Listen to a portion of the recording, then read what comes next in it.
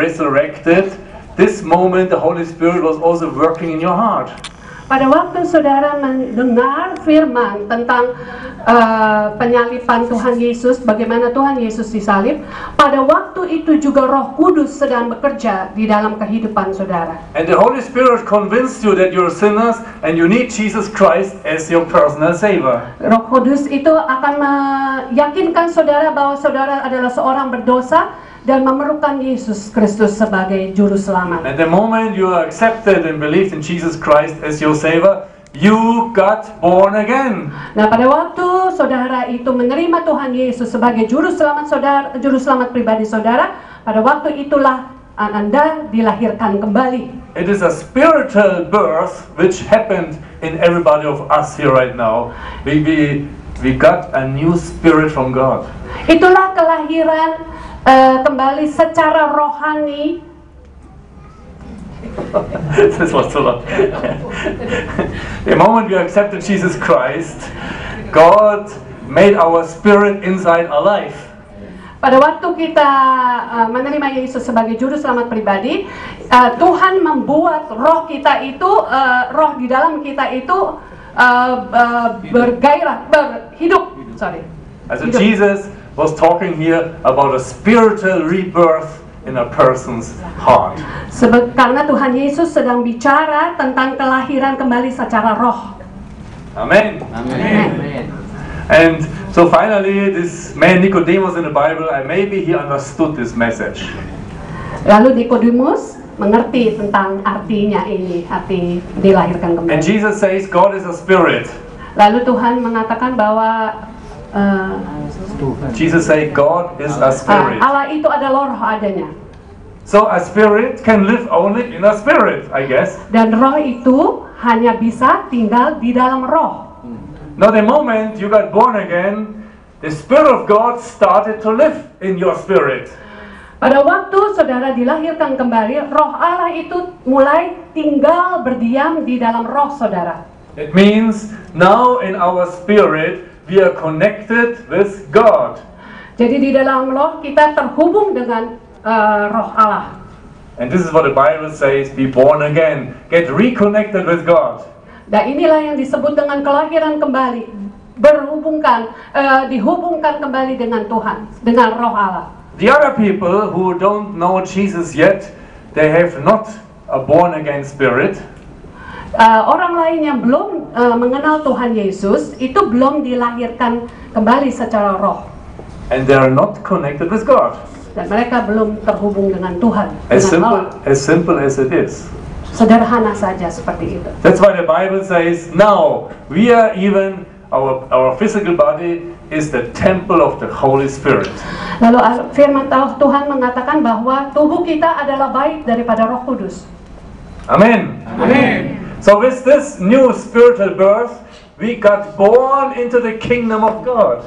Dengan kelahiran kembali secara roh, kita dilahirkan di dalam kerajaan Allah. Because the kingdom of God is a spiritual world. Karena kerajaan Allah itu adalah dunia roh. And we are living here also in a natural world. Dan kita tinggal di dalam dunia yang nyata ini.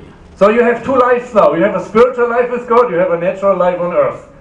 Jadi kita punya kehidupan di dunia roh dan juga di dunia yang nyata.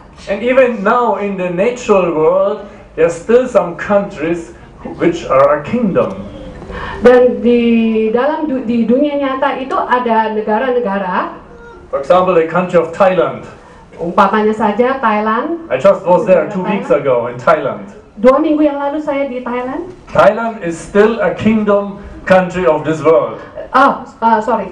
Jadi di dunia ini ada negara-negara yang bentuknya kerajaan seperti umpamanya Thailand.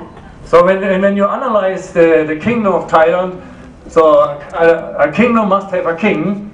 Jadi kalau suatu kerajaan pasti punya rajanya. And there's the king and his royal king's family in Thailand. Lalu ada keluarga dari raja di Thailand itu, ya. They are ruling the country. mereka memerintah negara itu. They making laws which the people they should obey. Mereka menetapkan hukum-hukum di mana rakyatnya harus mentaatinya. They have also many people working with them, like parliament people for advice, for political advice. Banyak orang yang bekerja bersama dengan mereka, seperti dari politik, dari hukum. And they have an army. Lalu mereka punya They have a tentaraan. police force. Tentu ada juga polisi. So basically, the kingdom of Thailand is ruled by the king's family.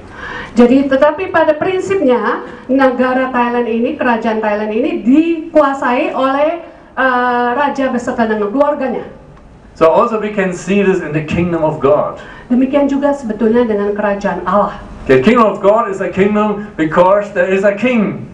Kerajaan Allah disebut dengan kerajaan karena ada Allah sebagai raja. And the king of the kingdom of God is called Dan raja daripada kerajaan Allah adalah Jesus Christ. Yesus Kristus.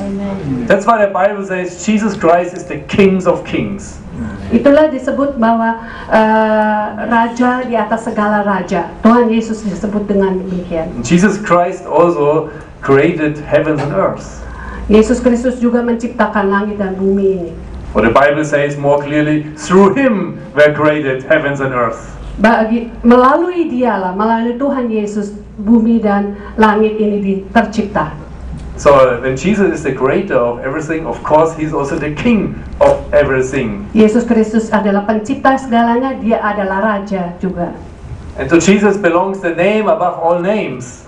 Dan nama Tuhan Yesus itu adalah nama di atas segala nama. Because the time will come when Christ comes back and there will be a judgment day.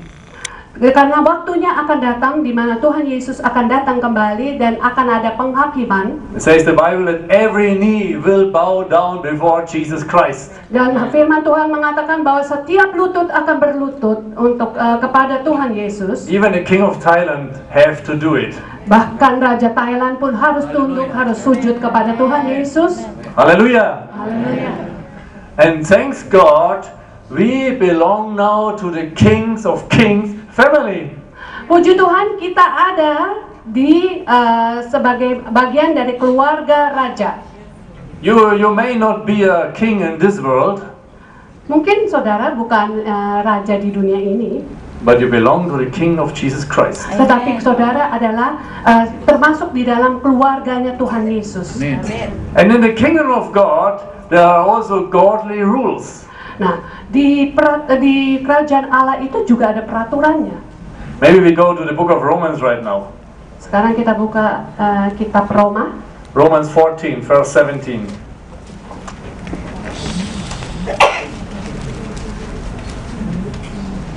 Roma 14 ayatnya yang ke-17. Paul is explaining pretty good about the kingdom of God many times. Paulus seringkali bicara dengan menjelaskan dengan baik sekali mengenai kerajaan Allah.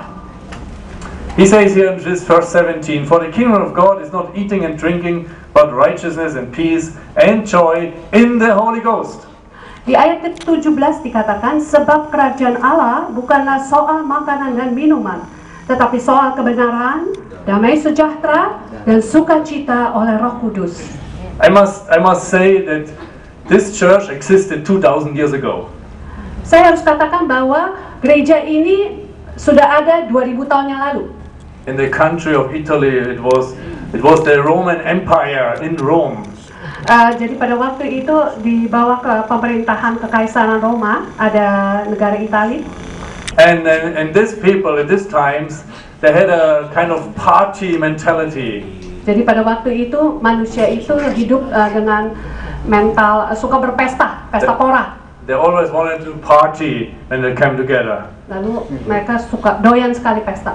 So even the Christians, they continued this habit, and many times they came together for fellowship.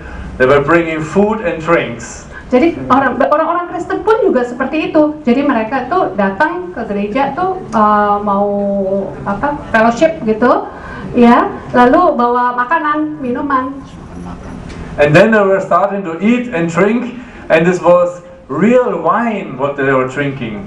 Lalu ada makanan, minuman yang dihidangkan, tetapi mereka juga minum anggur asli ya.